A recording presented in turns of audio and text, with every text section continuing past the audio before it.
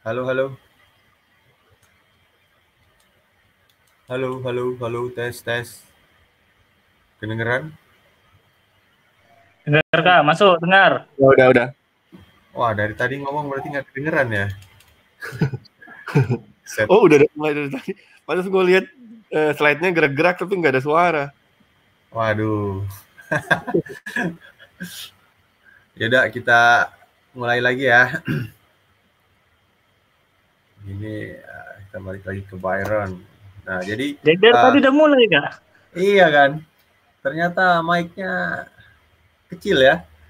Ya udah, nggak apa-apa, ini kita lanjut lagi.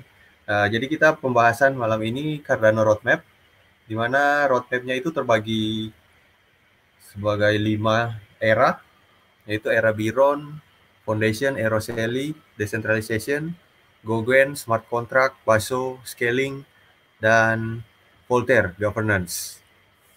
Ya, nanti kalau ada yang aneh dan nggak kedengeran langsung aja ya, potong. Tadi saya udah ngobrol panjang ternyata nggak ada yang denger. Nah, pertama kita bahas era Byron.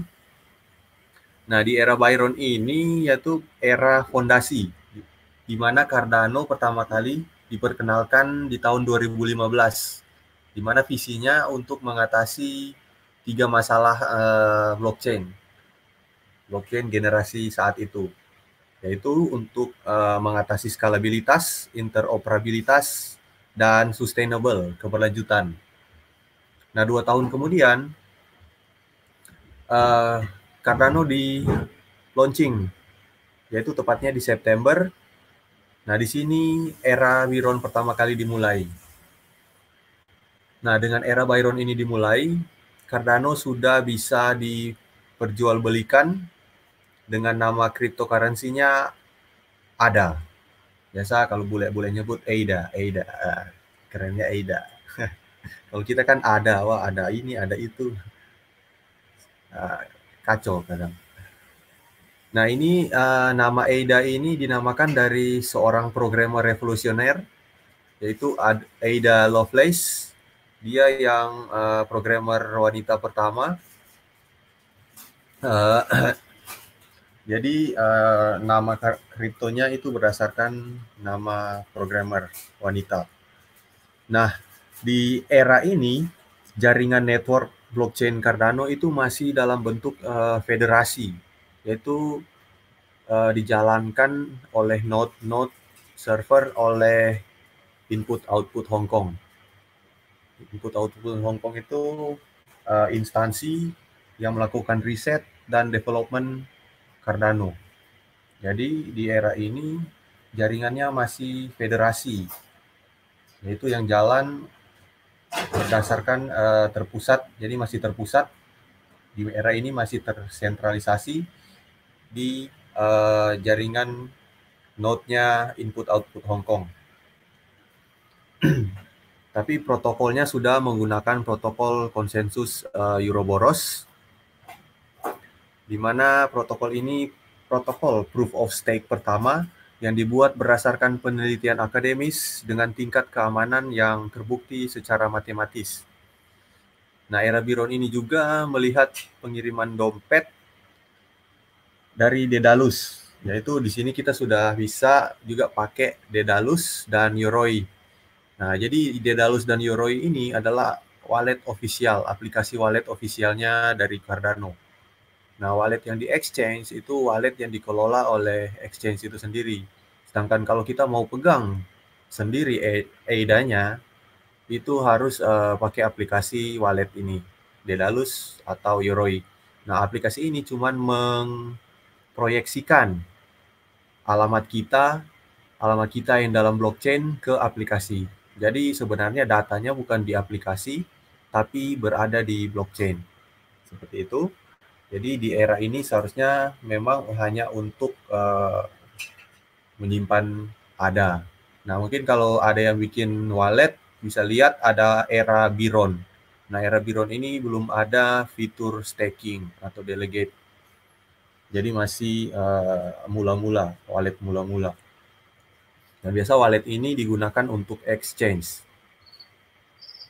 Seperti itu. Nah, selain itu ada wallet lain sebenarnya tapi di-develop oleh Stakepool, yaitu ada Lite. Fiturnya lebih banyak tapi masih belum official karena kita harus tahu official web dari Stakepool operatornya. Jangan sampai kita download yang palsu dan akhirnya kita memberikan 15 kata kita itu ke orang lain. Nah, itu bahayanya. Tetap harus cari yang official. Jadi ini era pertama yaitu era Byron sebagai foundation era di mana ADA baru bisa diperjualbelikan. Oke, kita next ke era selanjutnya yaitu era Shelly.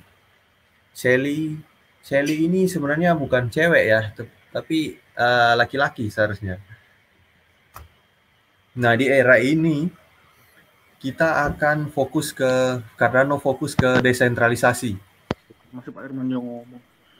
Kalau mau ngaji di lagu itu harus sesuai suaranya sendiri-sendiri. Tadi yang ngomong, jadi saya lanjut dulu ya. Oke, nah era Byron ini untuk decentralization. Nah, di sini mulai pertumbuhan dan perkembangan jaringannya Cardano, networknya Cardano. Dari awalnya federasi, mulai beralih ke desentralisasi, yaitu mulai bermunculan di sini Stakepool operator. di mana kita sudah mulai join untuk mendelegasikan ADA dan ikut serta untuk memvalidasi transaksi di blockchain-nya Cardano. Nah, era Shelly ini pengembangannya itu merupakan langkah awal yang sangat penting untuk perjalanan Cardano karena dia akan mengoptimalisasikan desentralisasi ini. Nah, langkah pertamanya dia melakukan secara bertahap, secara signifikan untuk pengembangan desentralisasi dengan menghadirkan fitur delegate stake itu. Nah, di sini muncul stake pool operator, dan akhirnya orang-orang yang pemegang ADA bisa ikut mendelegasikan adanya dan mendapatkan rewards. Nah, untuk stake pool operator ini, di tahap pertamanya itu ada tahap insentif, yaitu stake pool operator yang jalan, mereka masih tahap testing. Nah, saat testing itu mereka mendapatkan insentif. Seperti itu. Dan kemudian akhirnya setelah sudah melewati tahap insentif ini, mainnet Shelly mulai launching. Di sini mulai lahir stake pool dalam waktu 2 bulan, 1 bulan, jumlah stake pool sudah 1000 stake pools yang berjalan. Dan saat ini stake pools-nya sudah ada lebih dari 2700. Nah, di akhir era Shelly ini, Cardano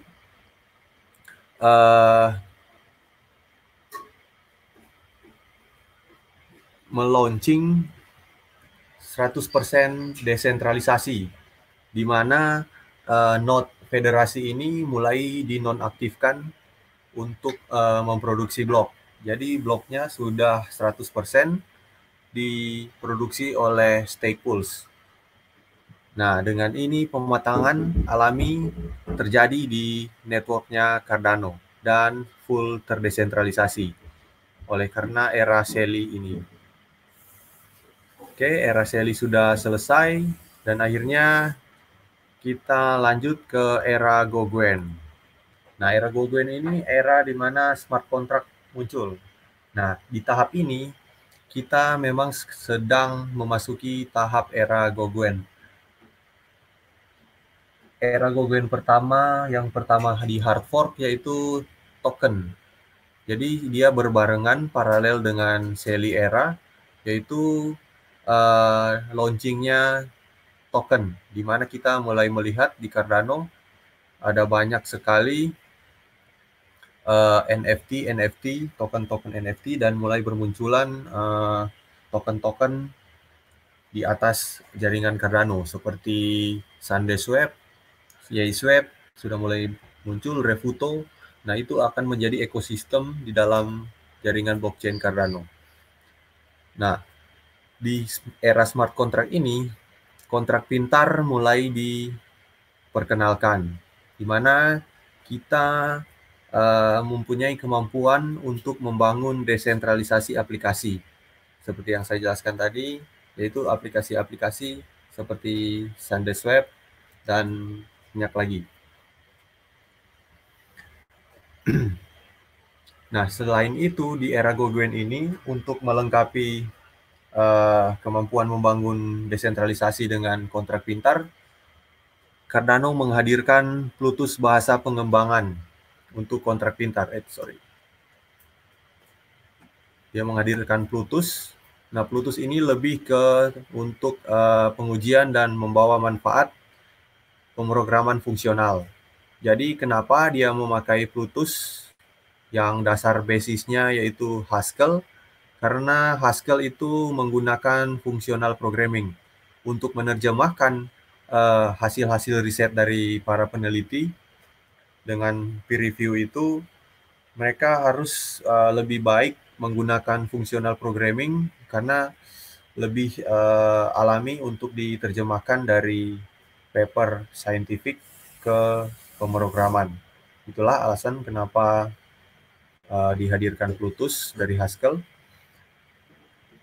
Kemudian selain Plutus ini ada yang namanya Marlowe.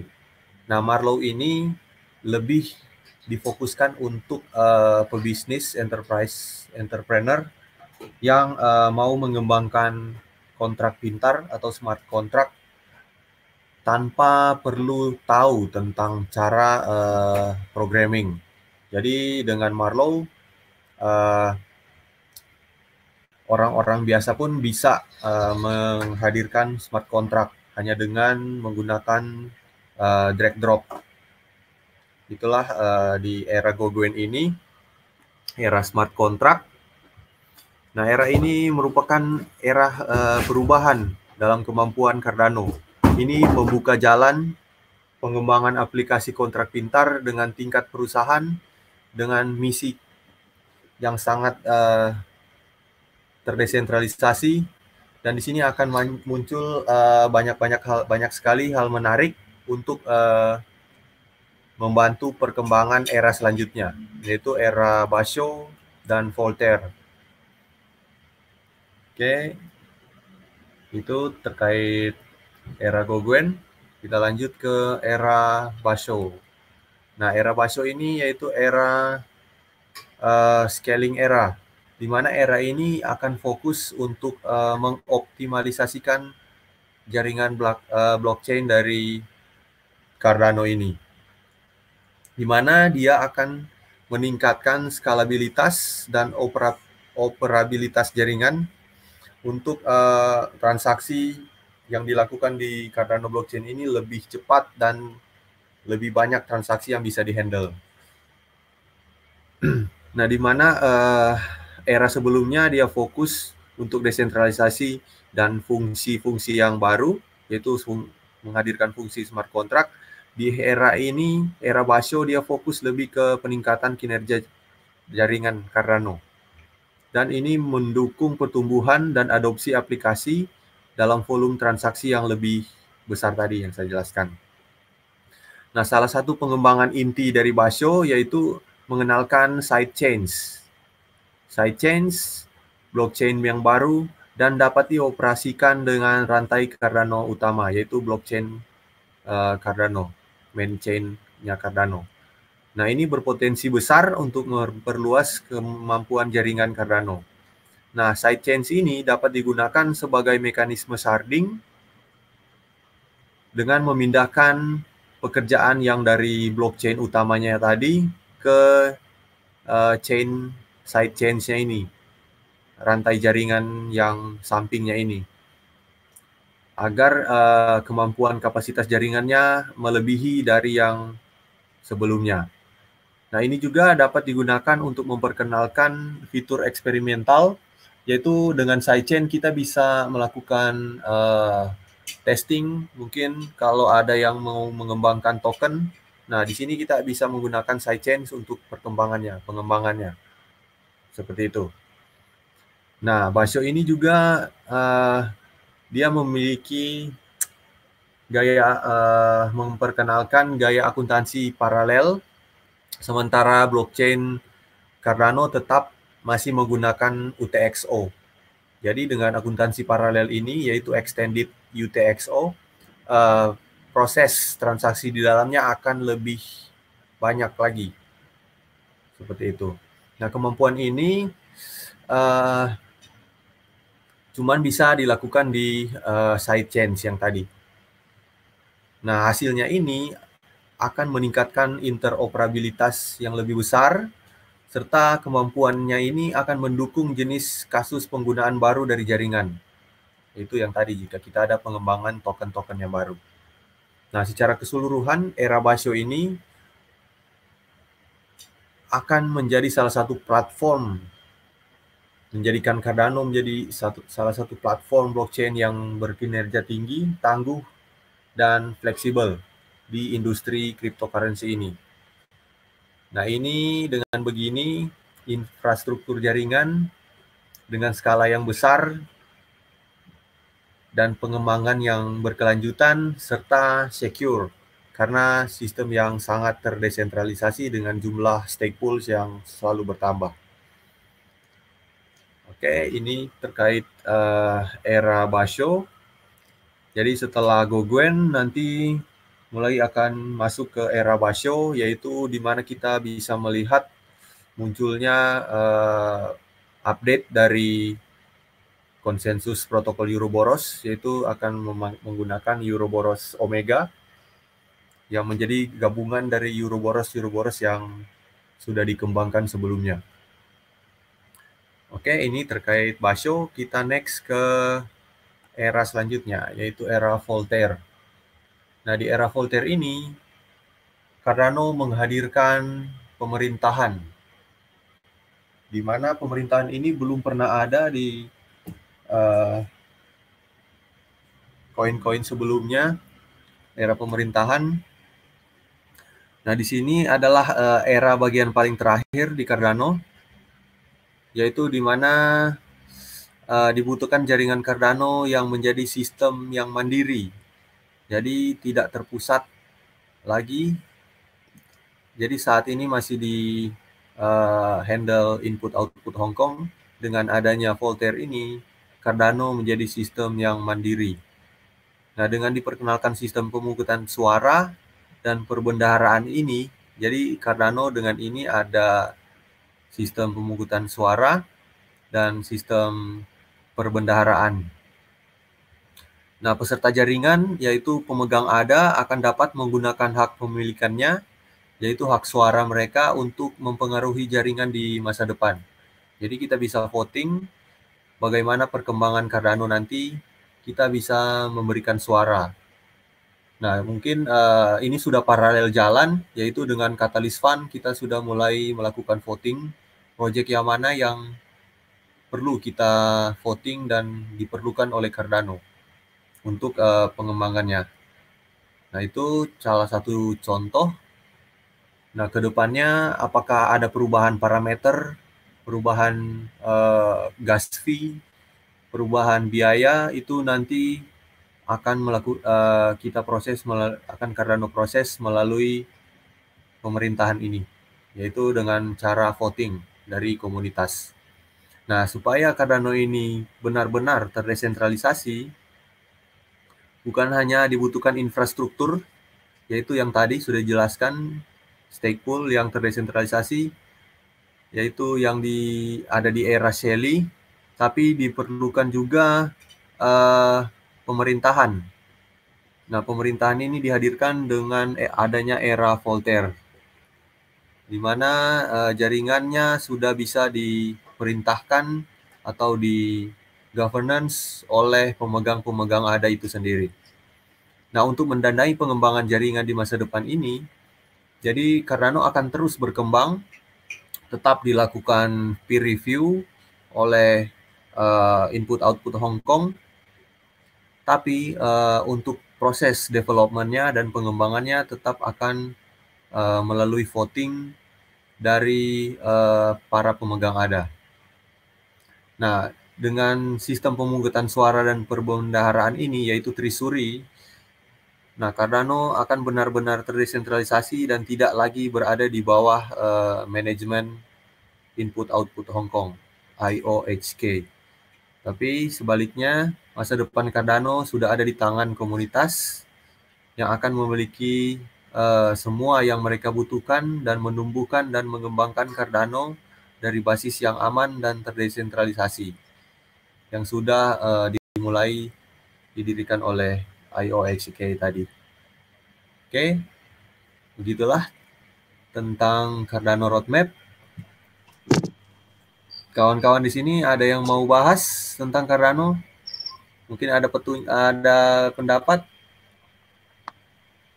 Atau ada pertanyaan yang ingin ditanyakan? Ada pertanyaan ditanyakan, silahkan. Apa saja? Itu ada pertanyaan di chat. Dari Agan Harry. Agan Harry ya. Bentar, ini saya share dulu deh. Entire screen. Dari Agan Harry, kira-kira era Basho kan? Bukan bakso. Basho.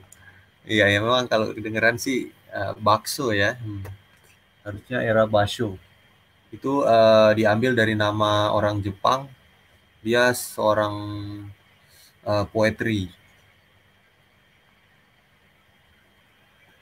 Kira-kira kapan? Setelah era Basho ini sudah mulai jalan, tetap secara paralel, yaitu mereka sudah paper-papernya sudah muncul, yaitu tentang Ouroboros Hydra, Ouroboros Omega, terus ada Mithril, itu sudah di-share sama saintisnya itu lewat Twitter. Seharusnya era Basho sudah mulai jalan, cuman untuk development-nya memang bottleneck di development-nya.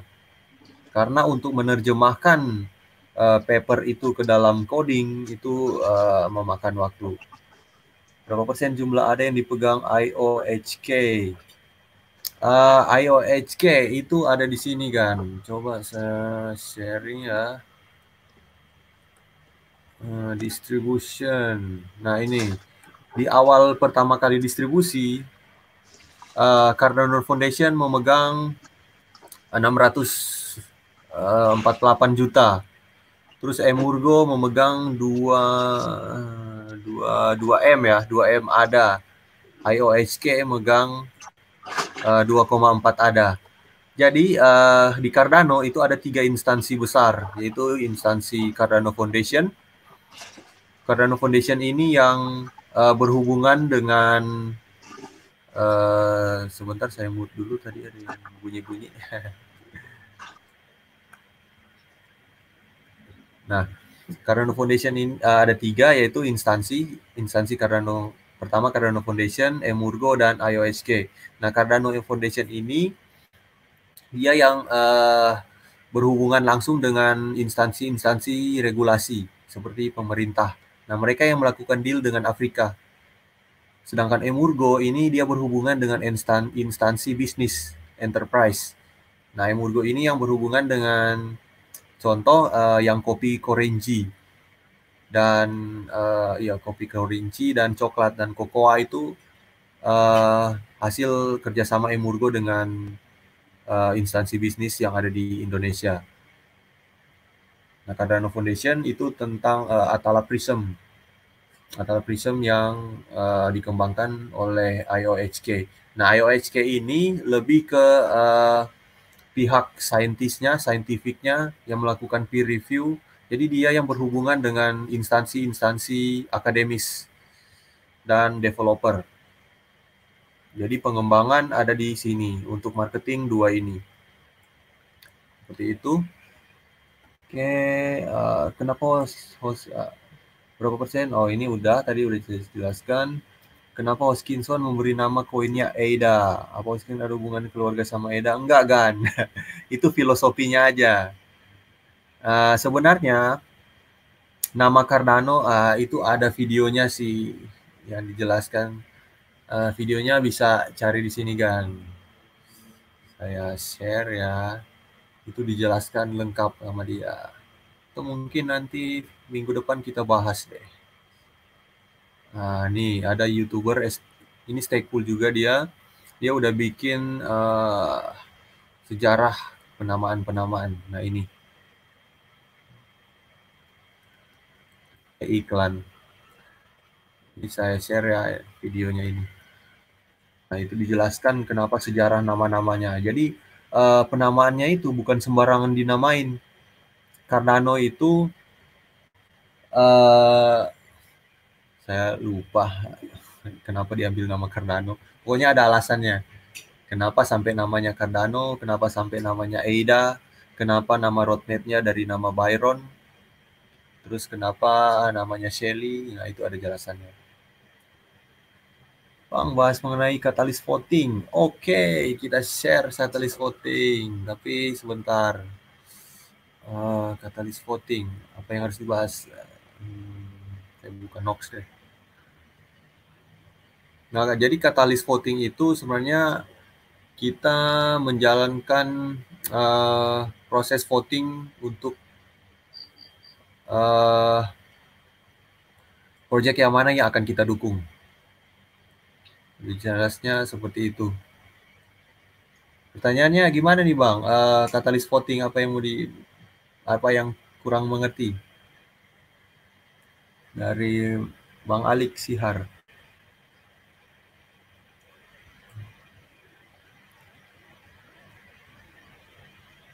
Kopi dan coklat, Korinci ya. Nah itu untuk pengen tahu tentang Korinci, langsung buka aja Emurgo. Emurgo.id ya, itu di Indonesia kalau nggak salah. Emurgo. Nah itu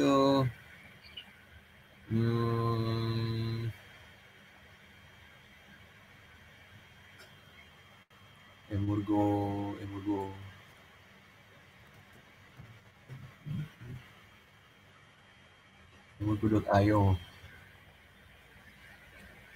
Nah ini ada di Solution.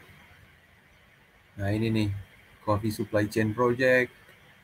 Jadi kopi Korenji itu kita bisa scan. Ada barcode, nanti setelah kita beli ada barcode, kita scan, kita bisa tahu nih siapa sih petaninya, sampai ke stand yang kita beli. Kita bisa tahu trace-nya, prosesnya dari mana. Nah kayak gini nih, prosesnya dari mana, lokasi ditanamnya di mana, kapan dipetik. Dengan men-scan barcode-nya kita bisa tahu. Seperti itu.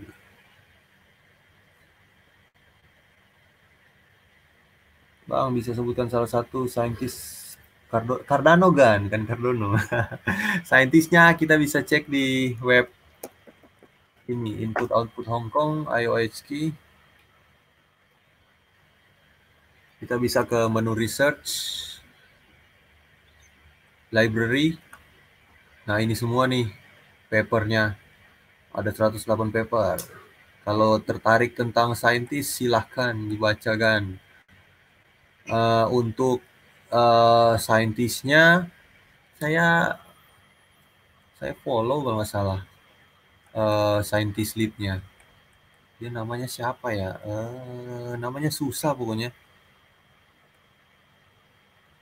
Namanya agak bingung namanya apa. Bentar, ini saya cari ya. Harusnya ada di sini nih. Research about tim. Mana nih tim?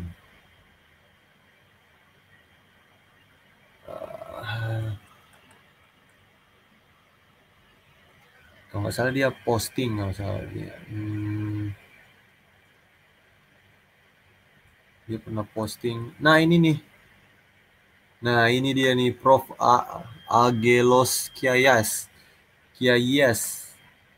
Nah dia chief scientist-nya. Nah, muncul. Coba klik gambarnya dia ya.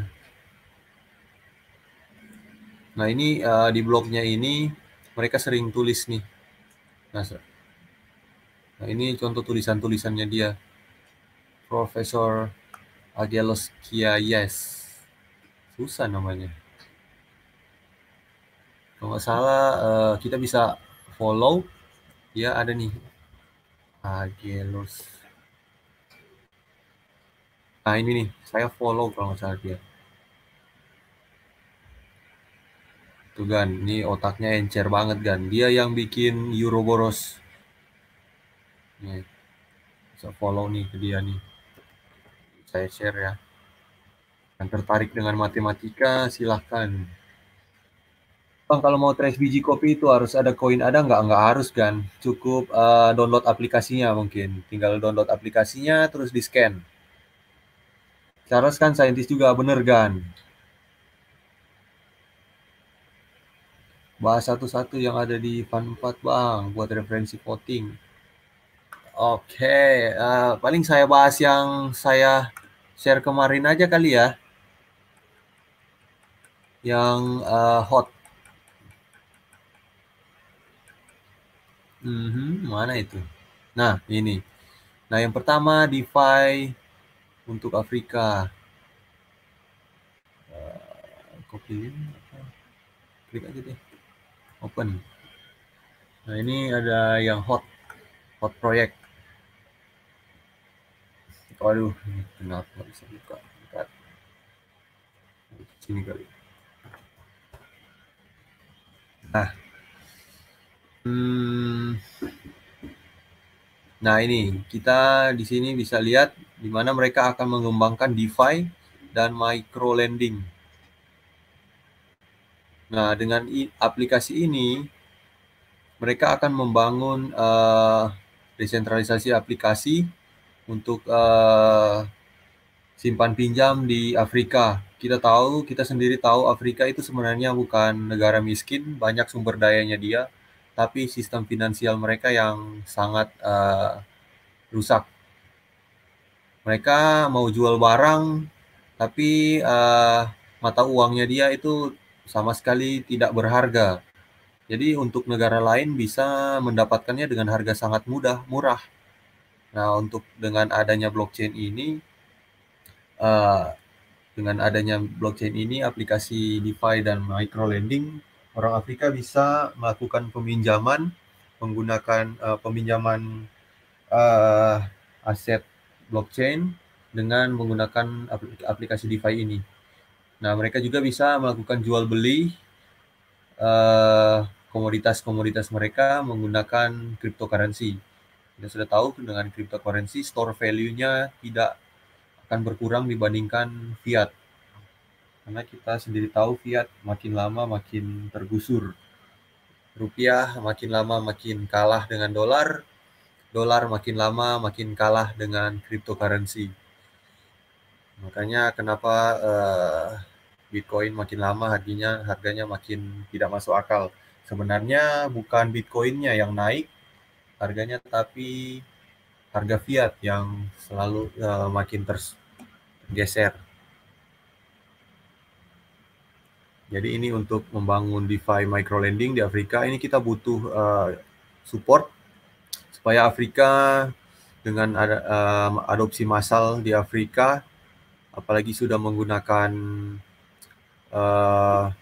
identitas menggunakan blockchain Cardano di Afrika, maka Afrika makin lama makin, jika sudah terbukti, maka negara-negara lain akan mengikuti. Oke, ini satu pertama. Yang kedua, self-governing stake pools. Nah, ini kenapa saya pilih. Nah, yaitu dengan adanya proyek ini, stake pools bisa menjadi terdesentralisasi juga. Jadi tidak ada pihak atau instansi yang mengontrol. Jadi satu orang aja yang mengontrol, satu atau kelompok orang yang mengontrol, tapi lebih terdesentralisasi. Nah, seperti yang saya sudah jelaskan, di mana kawan Nua nanti punya 3 pilar, dan dana-dana yang dari 3 pilar itu seharusnya nanti kalau smart contract udah jalan bisa otomatis terkirim, jadi tidak melalui saya lagi yang maintain. Jadi semuanya akan otomatis. Nah, dengan proyeknya ini ternyata ada yang pemikirannya sama dengan saya. Nah, dia mengembangkan stake pool, di mana stake pool ini akan jalan otomatis dan semuanya proses. Contoh mungkin kita punya program. Nah, program ini para delegator bisa memberikan masukan dan semua itu bisa di voting. Nah, ini ada chartnya yang menjelaskan bagaimana prosesnya. Nah, dari pool sama dia menggunakan pool Trisuri juga ternyata. Ini setelah saya baca-baca, wah ini mirip ide yang kita jalankan nih di stake pool kawan. Makanya dengan adanya ini, jika proyeknya dia jalan, kita bisa tinggal pakai aja yang udah di-develop sama mereka. Seperti itu. Makanya untuk ini saya voting self-governing stake pools. Dan yang kedua, auto-paying royalty. Nah, ini lebih untuk melindungi hak-hak para seniman. Nah, dengan adanya ini, NFT akan semakin dipakai oleh para seniman-seniman. Apakah itu seni lukis, seni musik, perfilman. Nah, mereka tinggal upload ke IPFS datanya mereka, dan itu bisa jika ada penjualan. Nah, nanti dengan adanya auto paying royalty ini, nah siapa yang melakukan pembelian dari aplikasinya ini, nah pembeliannya itu akan masuk ke sistem royalty, sistem paying auto pay ini. Nah, sebagian hasil penjualan akan masuk ke wallet para seniman tadi. Nah, saya belum tahu jelas bagaimana perkembangannya, tapi dengan visinya dia seperti itu.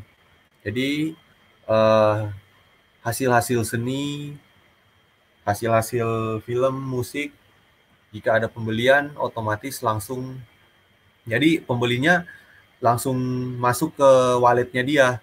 Jadi bisa otomatis nanti ke depannya bisa langsung nonton film atau dengar lagu atau baca buku dari wallet kita ke depannya.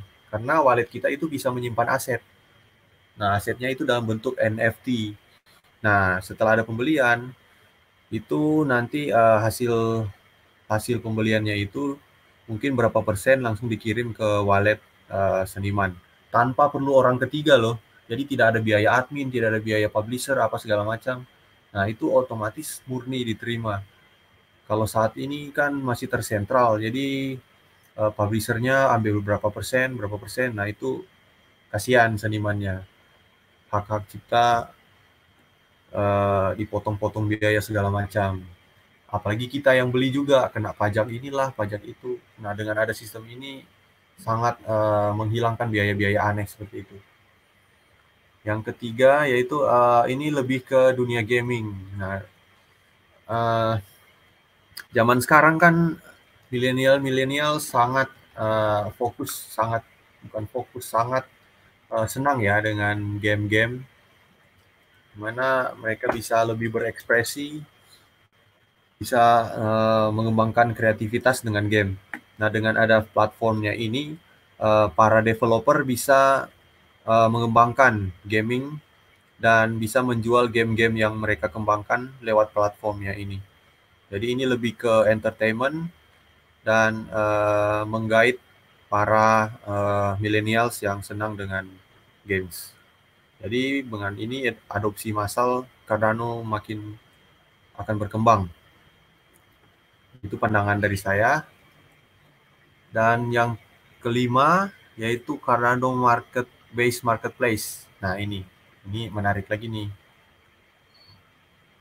Yaitu di mana kita bisa bangun marketplace.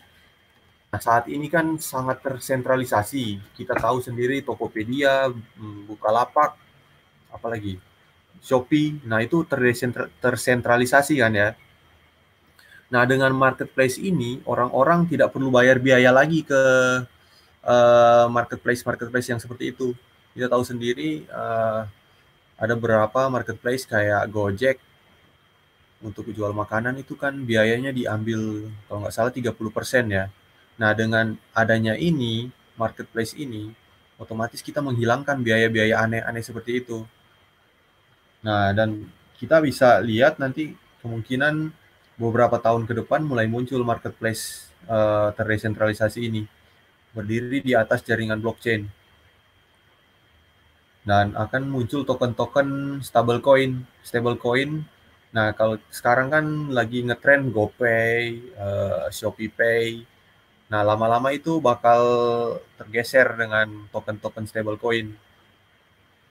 Nah, itu yang rencananya sebenarnya saya pengen mengembangkan stablecoin IDRK dan bikin marketplace. Kita geser lah itu yang marketplace itu. Cuman ini baru visi dari saya. Saya lagi coba cari-cari.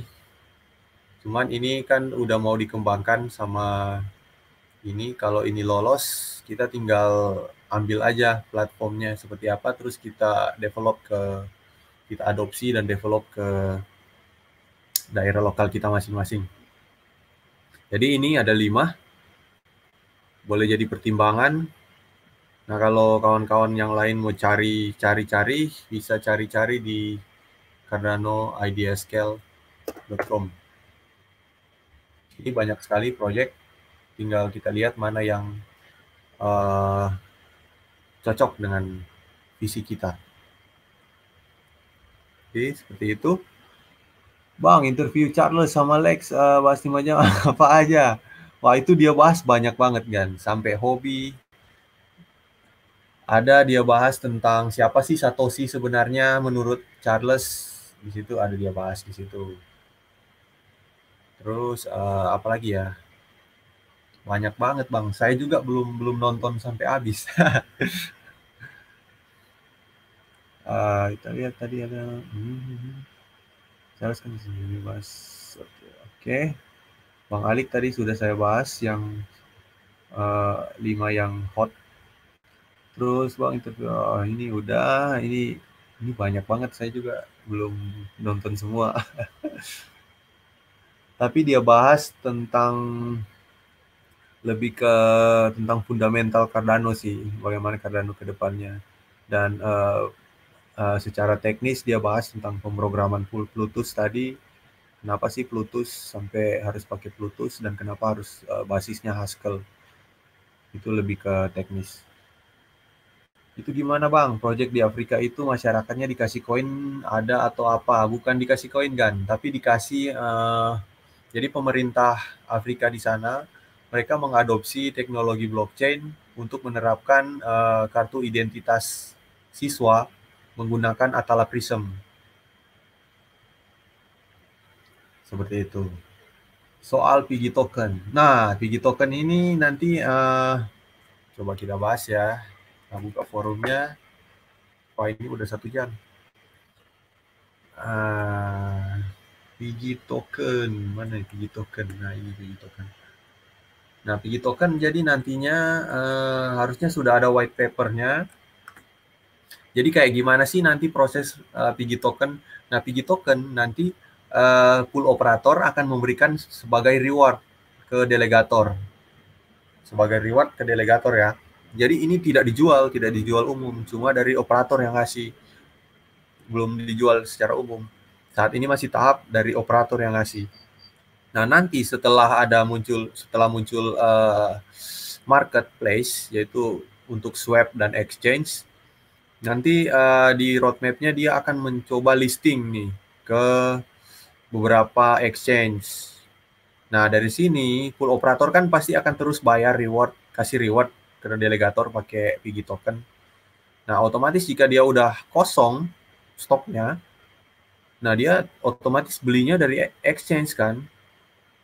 Kayak gitu. Nah, nanti dengan begitu Piggy Token akan lebih berharga.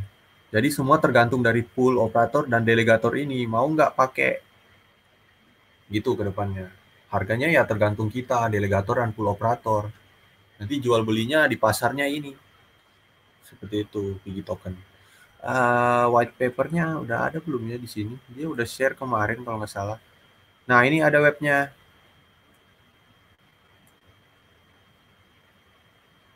Nah, keren kan? Nah, ini yang develop orang Indonesia loh. Nah, ini ada white papernya, bisa baca-baca nih white papernya. Nah, ini distribusinya. 20. Jadi Piggy Token itu ada berapa ini, buset? 100 juta ya, 100 juta Piggy Token. Nah, 20 jutanya juta atau Miliar itu ntar. miliar ya. Buta saya kalau lihat nol banyak banget. Jadi ada 100 miliar, 20 miliar itu dipegang foundernya, yaitu stake pool operator yang tadi. 25 miliarnya didistribusi ke stake pool operator. Nah, untuk ke depan, untuk 5 miliar itu akan di-reserve untuk SPO.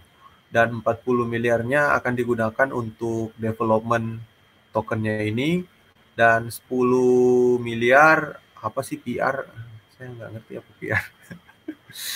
PR apa sih? Kayak marketing. Marketing ya? Oh, oke. Sorry. Saya kurang ngerti di dunia bisnis. Nah, kayak gitu. Nah, ini yang sistemnya tadi. Jadi, pool operator saat ini kasih reward ke delegator nih. Extra reward untuk delegator yang staking. Nah, nanti akan terjadi jual beli di pasarnya ini setelah Piggy token di listing. Kayak gitu. Nah, ini ada sistem rewardnya. Ini masukan dari pembuat Piggy ya.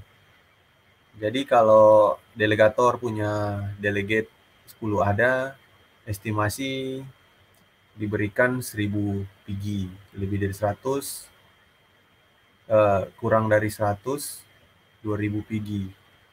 Nah, ini sedang digarap oleh ambasador kita, Agan Wirawan. Nantikan ya. Dia akan polling untuk launching pertama pemberian Piggy token ke delegator kawan. Oke, soal Piggy token. Ketika SC sudah deal, apa bakalan kayak BSC? Ya, kita udah lihat kan bagaimana BSC, BNB naik gara-gara BSC muncul, token-token mulai muncul, ekosistem mulai berkembang. Ya, kita lihat aja gimana. Saya nggak bisa prediksi juga kan. Tapi kita kalau lihat sesuai pengalaman ya seperti itu ya. Uniswap muncul, bagaimana Ethereum naik, BSC muncul, bagaimana PNB terbang. Nah, kita lihat aja, kita pantau terus. Apalagi dengan fundamental Cardano, ya kita yakin. Tapi tetap ini bukan financial advice ya. Saya bukan lulusan penasihat finansial. Jadi saya nggak bisa memberikan nasihat finansial. Oke, masih ada lagi yang pengen ditanya-tanya? Ada yang pengen curhat mungkin, Bang, merah. Bang, berdarah-darah. Nah, kita lihat ini seharusnya ini udah disupport. Tinggal kita lihat bagaimana. Nah, ini sebenarnya Cardano sudah persiapkan nih. Di supportnya, buset, banyak banget kan. Harusnya kita yakin lah. Cardano ada di daerah support, sangat kuat supportnya. Kita lihat sendiri ini tiap kali turun balik lagi. Beda dengan yang lain, anjlok naik, tapi Cardano selalu bertahan di sini. Karena orang udah tahu ini harganya udah murah banget di sini harusnya. Kayak gitu. Ini katalis voting. Jadi yang belum voting, buka katalis voting. Saya sedikit demo ya. Nah, ini ada voting power. Kita bisa pilih yang mana kita mau voting. Cari di sini dApps. Nah, contoh kita voting yang mana ya tadi? Yang saya pengen voting. Nggak ada. Mana sih? Bukan di sini kali. Coba di sini. Nah, ini nih Afrika Micro Lending. Jadi setelah masukkan ini, udah nanti kita bisa cek di My Votes. Cek di My Votes. Nah, sudah di My Votes ini atau klik di sini My Votes. Nah, tadi saya udah vote 1 nih. Tinggal cash My Votes. Kayak gitu. Pas di cash, otomatis itu kekirim ke blockchain. Kita voting ini. Nah, kita bisa voting lebih dari 1.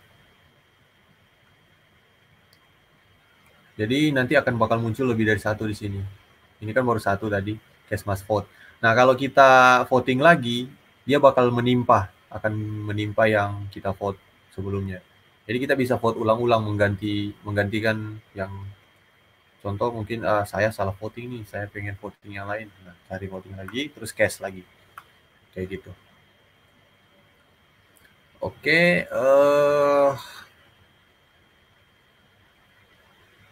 nggak kelihatan presentasi. Masih nggak kelihatan. Klik nama saya kan. Oke. Sampai sini nggak ada pertanyaan. Saya lanjut ya ke ini. Jadi sudah. Nah, kita ke sini lagi nih. Saya bahas lagi nih bagi kawan-kawan yang baru tahu. Ternyata itu sebenarnya kita di kawan ini kita punya sistem pilar. Itu kita membangun 3 pilar utama. Itu dari mana pilar ini kita bangun? Dari operator reward. Jadi bukan dari delegator reward ya. Jadi dari rewardnya pool. Jadi operatornya ditagih. Pool marginnya kita masukkan ke 3 pilar ini. Yaitu pilar pertama untuk misi stake pool. Ada walletnya. Terus ada ini 40% untuk marketing operasional dan development stake pool. Ini kita lebih maintain internal, yaitu di mana kita untuk iklan dan bagaimana kita menarik delegator-delegator well nanti dari sini, dan insentif untuk ambasador kawan dari sini juga harusnya. Terus nah pilar yang ketiga yaitu pilar Trisuri. Sama kayak Cardano membangun Trisuri perbendaharaan. Nah, kita juga bikin Trisuri nih perbendaharaan. Nah, Trisuri ini yang akan menjadi penopang juga untuk pertumbuhan komunitas kita di sini. Oke. Nah, bagaimana sih Trisuri sistemnya? Nah, ini Trisuri sistemnya. Nah, dari Trisuri ini kita bikin wallet sama kayak emergency wallet tadi. Dalam Trisuri ini, wallet ini, kita delegate juga ke kawan. Nanti akan mendapatkan reward, Trisuri makin bertambah. Dari sini, kita bisa buat program untuk kesejahteraan para delegator. Nah, kita bikin pertama loyalty program. Nah, dari loyalty program ini akan memberikan reward ke delegator, dan delegator harusnya terus melakukan DCA, itu terus menabung ada, otomatis rewardnya makin besar. Dan stake kita makin besar, ini kok hilang. Dan stake-nya makin besar. Stake makin besar, pool margin makin besar otomatis. Nah, dari sini, Trisuri kawan makin besar juga. Dan ini akan terus bertambah di Trisuri. Trisuri makin besar. Nah, ini akan makin menopang, dan kita bisa menjalankan program lebih dari satu. Nah, untuk program pertama kita baru di sini, loyalty program. Nah, dengan ini, sistem ini, kita akan terus bertumbuh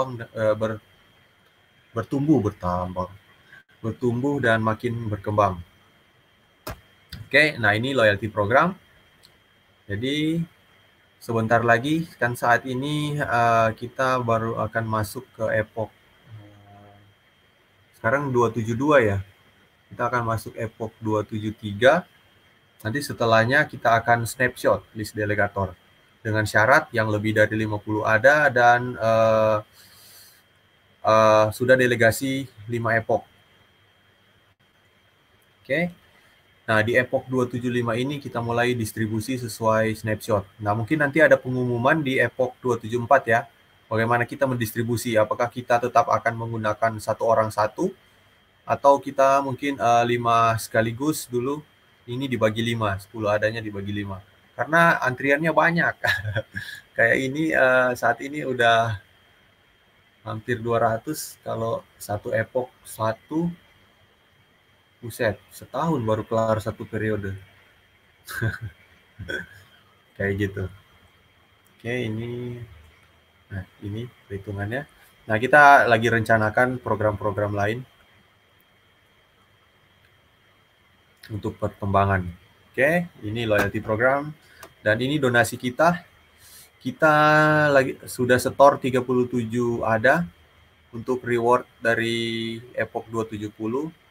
Dan sisa dana darurat sudah 170 ADA. Nah, ini belum ada lagi yang kita distribusi. Kemarin saya share tentang gempa di Maluku, tsunami di Maluku. Nah, itu kemungkinan bisa jadi kita untuk distribusikan ke sana. Nanti mungkin ada masukan dari kawan-kawan delegator, bisa infokan ada bencana alam di mana yang perlu bantuan. Kita akan voting yang mana akan kita bantu. Oke. Dan ini Trisuri kawan. Jadi di epoch 269 kita setor 40 ADA, tapi kepotong 2 ADA untuk delegasi, jadi 38. Kemudian kita setor di epoch 270 17 ADA karena blok yang kita produksi cuma 2, jadi rewardnya sedikit, dan total sekarang jadi 56. Nah, dan ini ada kabar sedikit suram ya, di mana kita Epoch ini belum memproduksi blok. Dan saya cek ternyata memang kita tidak di-assign blok untuk Epoch ini. Jadi ada kemungkinan untuk Epoch ini, jadi 2 Epoch ke depan tidak ada reward. Tapi jangan berkecil hati, karena beginilah progres di Ouroboros, protokol Ouroboros. Mungkin saat ini kita yang tidak mendapatkan blok, di saat kita mendapatkan blok ini 4 blok, nah di sini di Epoch ini kita mendapatkan 4 blok. Sebenarnya di jadwal diperkirakan cuma 3 blok, tapi kita memproduksi 4 blok. Nah, kemungkinan ada stake pool yang lain yang tidak memproduksi blok karena keberuntungan kita. Jadi sebenarnya itu di mana kita tidak produksi blok, ada orang lain yang memproduksi blok yang lebih. Nah, kemungkinan ke depan kita akan memproduksi blok lebih dan ada orang lain tidak memproduksi blok. Ya, seperti itu kehidupan, kadang di atas, kadang di bawah. Kita tinggal yang penting setia dalam satu stake pool, karena pada intinya dalam perjalanan panjang, ujungnya tetap 5-6%. Kalau kita pindah-pindah stake pool, contoh mungkin saat ini lagi sial stake pool ini, kita pindah nih stake pool selanjutnya. Karena kita lihat dia beruntung nih, pas kita pindah dia sial. Ya kita kena sial-sialnya terus. Kayak gitu, makanya kenapa sebaiknya setia dengan satu stake pool. Karena dalam jangka panjang, satu stake pool itu pasti menghasilkan 5-6%. Seperti itu. Oke. Nah, kita ketambahan satu ambasador nih. Ambasador kedua, tapi ambasadornya pengennya anonim. Jadi kita nggak bisa, kita menghormati keputusan dia untuk anonim, kita nggak bisa menyebarkan siapa sebenarnya. Jadi ambasador seharusnya udah ada selain Agan Wirawan, ada satu orang lagi yang mengurus beliau yang ini, dia fokus mengurus channel dan grup Telegram di bagian teknis. Jadi kalau agak kawan-kawan lihat ada keluar masuk bot, ada testing bot, nah itu yang ini yang mengaturnya. Oke. Kita tetap akan selalu rekrut ambasador kawan, karena selain kita nggak mau rekrut dari luar supaya kawan terus berkembang dari kita sendiri. Nanti mungkin ada skill-skill dari kawan-kawan delegator mungkin di bagian-bagian lain, mungkin di bagian regulator, bagian regulasi, bagian bank, atau bagian dari pemerintahan. Kita bisa rekrut dan kita kembangkan stake pool kita ini lebih ke depannya, lebih maju, supaya Indonesia lebih berkembang dan lebih melek dengan Cardano ini. Jangan sampai kita ketinggalan dengan Afrika, karena Afrika sudah mulai, kita jangan sampai terlindas dengan teknologi, tapi kita ikut berkembang. Oke, seperti itu berita kawan. Nah, ini saya serahkan ke Abang Yadi nih, selaku investor stake pool kawan semua. Silakan Bang Yadi. Halo, selamat malam. Ini nanti screen-nya gua share ya. Oke, Saya saya Oke, Pak. Ya, kita akan undi pemenang sambut 160 delegator kawan yang hadiahnya adalah 20 ADA. Ya, kita pakai website ya, namanya Wheels of Names. Ini yang selalu kita pakai dari awal. Delegator list-nya kita udah bikin pakai Excel. Jadi sekarang ini layar gua udah kelihatan ya? Udah ya? Oh ya. Jadi gua copy delegator list dari 1 sampai 160. Ya, gua copy, gua paste di sini. Yang warna orange ini kita hapus ya, soalnya ini wallet pribadi gua sama Andre, jadi kita nggak ikutin. Warna oranye sama merah.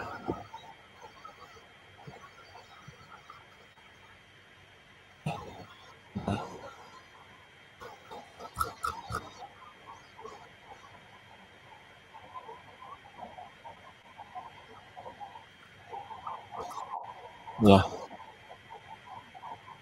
juga kopi.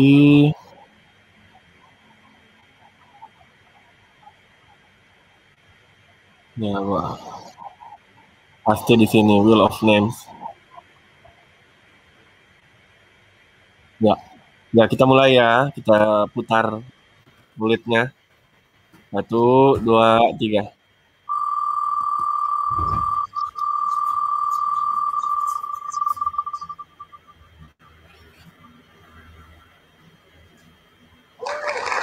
Ya, yang menang yang ini ya. Gua copy, gua taruh di grup.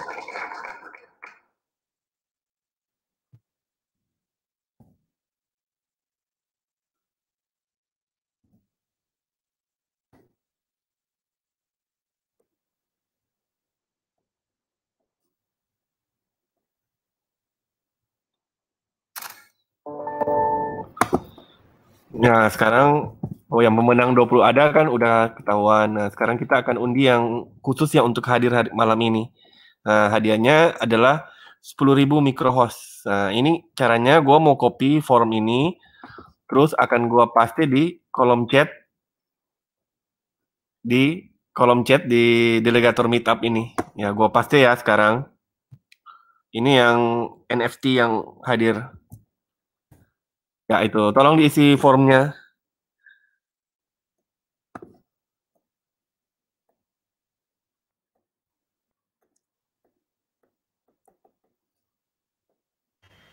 Silakan yang pengen microhost diisi formnya.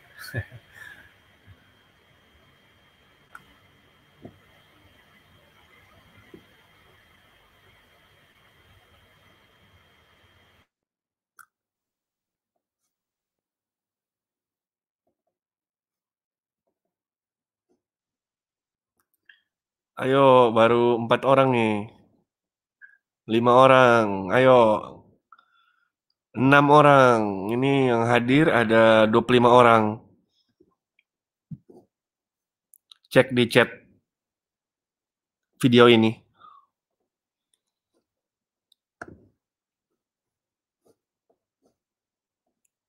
9 orang.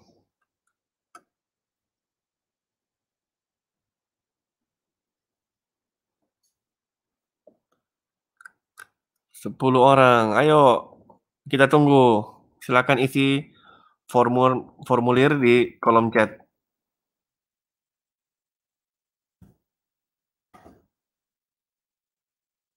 12 orang. Ayo.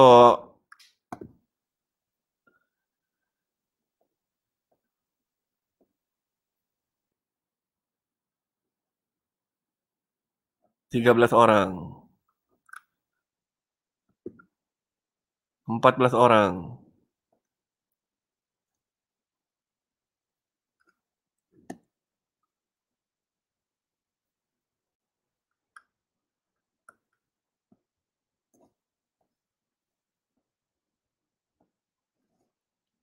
16 orang.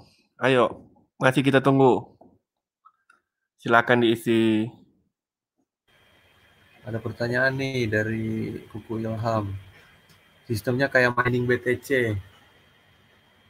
Iya, kayak mining BTC tapi resource-nya bukan pakai computing.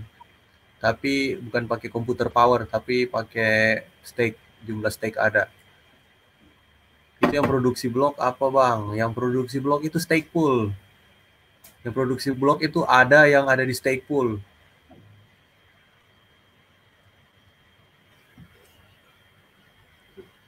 18 orang. Ayo, yang ini masih ada 25 orang loh. Berarti masih ada yang belum isi.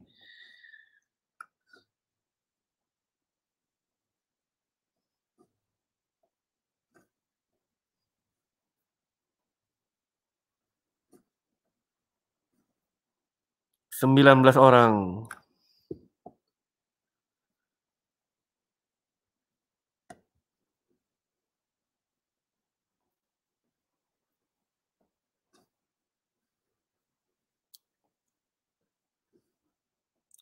19 orang. Apakah kita langsung mulai saja?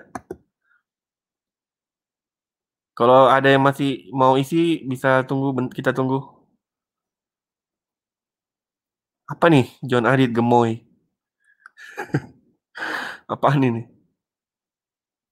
Yang di input address wallet kan, receiving address. Ya, bisa input lagi Bang John. Input receiving address-nya Yoroi. Jadi kita tinggal kirim aja ke sana.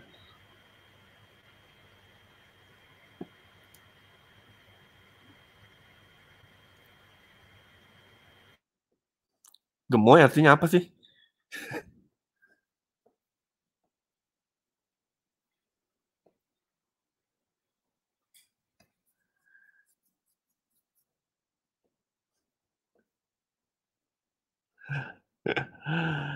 Ya udah kita delete ya yang ini, delete. Oke, jadi kita udah 20 entry, jadi kita akan copy Telegram kontak, langsung pakai nama aja ya. Copy, kita pakai wheels of names lagi, paste. Ya. Kita mulai ya. 1, 2, 3.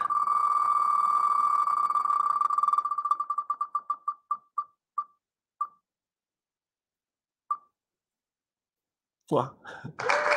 Ya, yang dapat ini ya, Bang Pri. Jadi gua yang menang Pri 5758.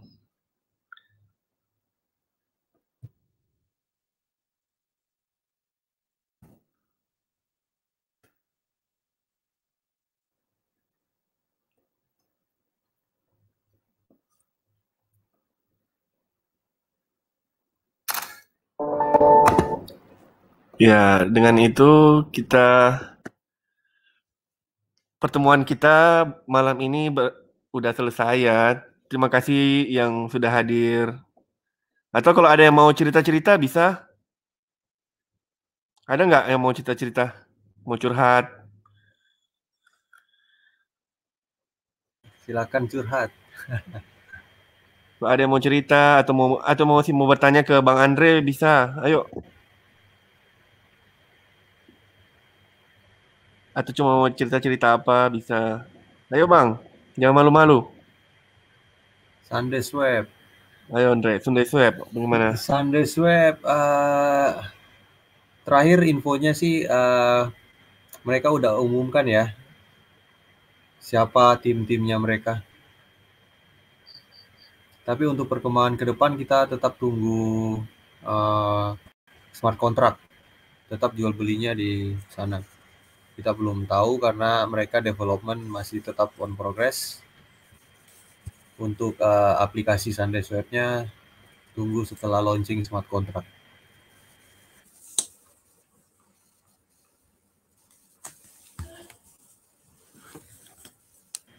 Latar belakang CH itu dia dulu orang yang antusias terhadap kripto ya. Jadi pas dia lihat Bitcoin, wah dia terkesima. Akhirnya dia pelajari tentang Bitcoin sampai dia lihat Bitcoin ini sudah nggak bisa berkembang lagi karena dia masih terlalu kaku. Nah, makanya dari itu dia ketemu sama, jadi sebelumnya dia bikin pertemuan tentang Bitcoin dan itu dihadiri banyak orang. Nah, akhirnya dia ketemu sama Vitalik. Vitalik kasih ide tentang Ethereum. Nah, dia lihat nih idenya Vitalik, wah mantep nih. Mana idenya itu menghadirkan smart contract, yaitu pemrograman di blockchain. Sedangkan untuk Bitcoin belum bisa dilakukan pemrograman. Nah, dengan adanya ide dari Vitalik, akhirnya mereka bangun Ethereum. Nah, waktu itu ada 8 foundernya. Nah, saat itu terjadi perbedaan pendapat antara founder-founder itu. Dimana CH mengusulkan gimana kalau kita CH bilang bangun nih, kita bangun Ethereum, tapi kita bikin organisasi ini organisasi bisnis dengan mengundang para ahli-ahli saintis untuk pengembangan Ethereum ini. Dari hasil riset itu akan baru dikembangkan. Tapi Vitalik nggak setuju, dia pengennya bikin organisasi non-profit dengan developer dari dunia development, nggak pakai sistem peer review ini. Nah dari situ CH bilang udah beda visi. Akhirnya berapa juta Ethereum itu CH kasih ke sekretarisnya, dan dibilang dia nggak tahu kalau bakal Ethereum harganya bakal seperti ini. Dan akhirnya di 2015 itu dia mulai bangun Cardano. Dia bikin visinya, dia jelaskan secara peer review ke tim akademis. Apalagi dia presentasi dan banyak orang yang melihat hasil presentasinya dan visinya, dan mulailah berkembang Cardano seperti itu. Ini akun YouTube-nya diaktifin lagi dong, Min, lebih progresif update-nya. Sebenarnya saya upload YouTube-nya untuk lebih ke informasi-informasi fundamental dan tutorial tentang Cardano. Jadi saya bukan influencer. Jadi untuk update paling, tapi kita usahakan ya, nanti kalau memang ada ide-ide lebih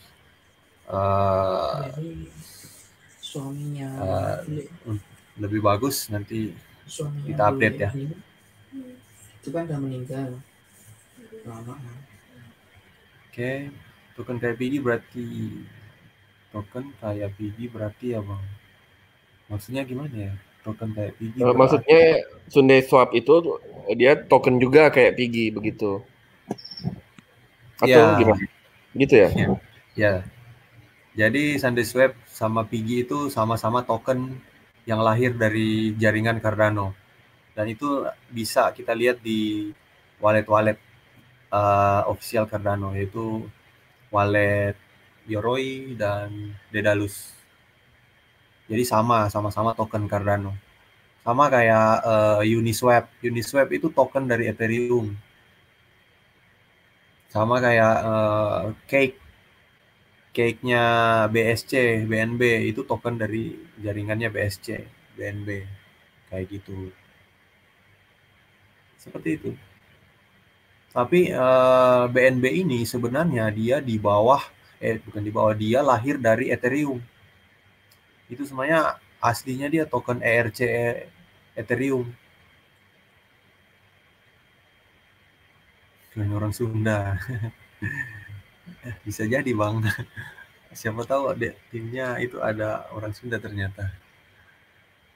Oke, jika sudah tidak ada lagi, kita udah lebih dari 30 menit. YT-nya buat update tentang Cardano aja, Min. Entah itu pidato CH dibuat subtitle Indonesia. Oh, gitu. Bisa jadi masukan. Boleh kan? Agak Nafid. Nanti kalau videonya subtitle ya. Ide bagus sih itu. Ide bagus. Ya, boleh juga kan. Supaya daripada dengar bahasa Inggris ya, bisa. Atau Andre langsung dub aja sekalian. Buset, jangan. Kayak anime Indonesia. Itu khas suara CH jangan ditercemarkan, buset. Susah juga itu mau didap. Ya memang bahasa Inggris buset susah sih kalau pakai bahasa Inggris. Makanya saya juga kesulitan translate. Terutama podcast sama Lex Friedman. Bagus. Sebenarnya podcastnya gue baru nonton 1 jam udah ketiduran sih. Tapi banyak sekali infonya di situ. Banyak. Kayak seluruh hidupnya dia tuangkan di situ. Boleh kan. Nanti tapi kita usahakan ya, soalnya kehidupan dunia nyata juga banyak. Jangan kantor. Ya, tapi ya perlahan-lahan lah ya kita coba Ya, ini ide bagus sih. Terima kasih, Gan. Makasih Bang. Ada lagi Bang yang mau ditanyakan atau mau cerita-cerita sama kita? Anggap aja kita lagi di warung kopi aja.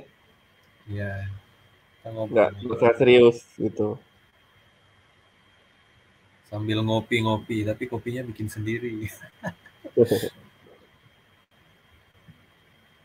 Ya, makasih Bang LSD udah datang. Oke, Gan. Ya, gue yakin sih kalau nanti ada smart contract udah muncul swap-swap pasti banyak juga ya token micin udah pasti. Tapi itu nanti akan kita lihat sama-sama lah kalau dia udah launching kan. Kita bahas tiap-tiap token gimana yang bahaya, yang kita harus waspada. Karena udah pasti itu. Udah pasti ada.